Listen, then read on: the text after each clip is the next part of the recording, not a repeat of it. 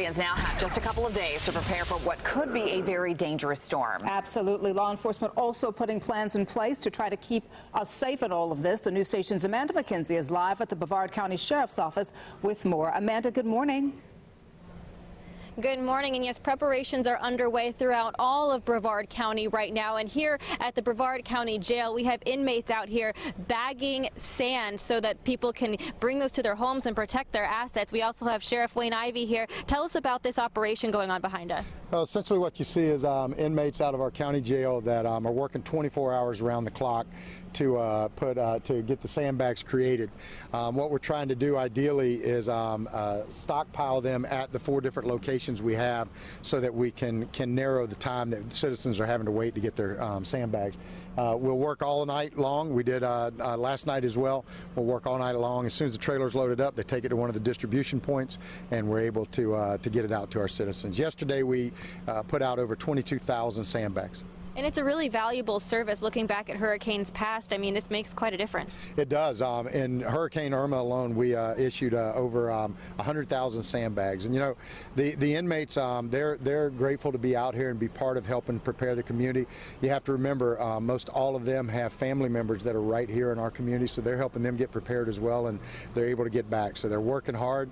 Our team's out here working hard to make sure that all the lines are moving as quickly as possible.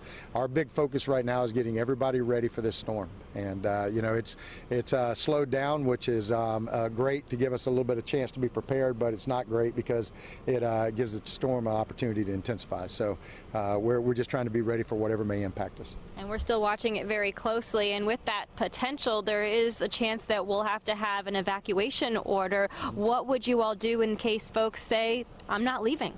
Well, you know, we've got our policy group meeting later today at 1 o'clock, and we'll certainly talk about, you know, if we're going to issue mandatory evacuations. If we do, our evacuations are asking our citizens to please consider the magnitude of the storm.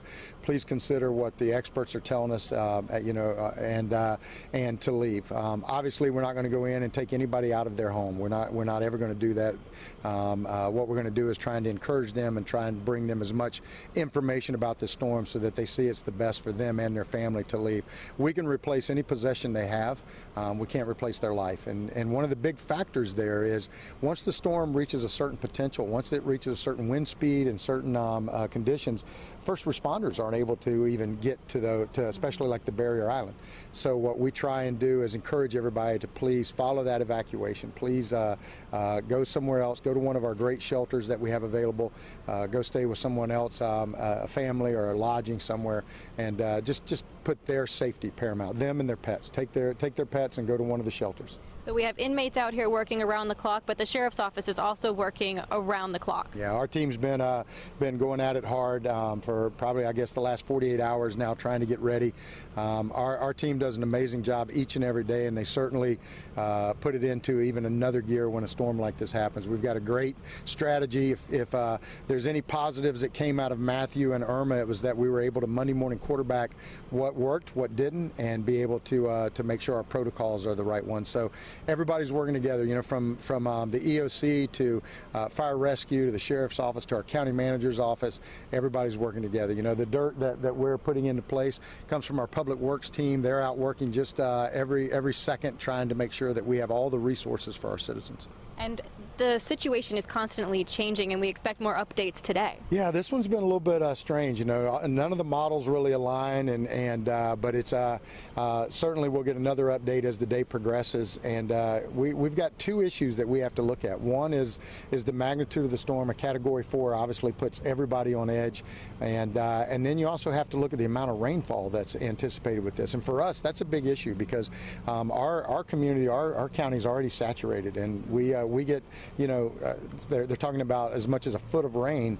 It's gonna have its impact. So that's why we're raining on and off this morning as well. Yeah. So we're preparing for both angles. Absolutely. Well, thank you so much. We'll be sure to be on top of all of those announcements when it comes to any evacuations. I'm sure you can find that on our website, on our app, and on air. Guys, we'll send it back to you.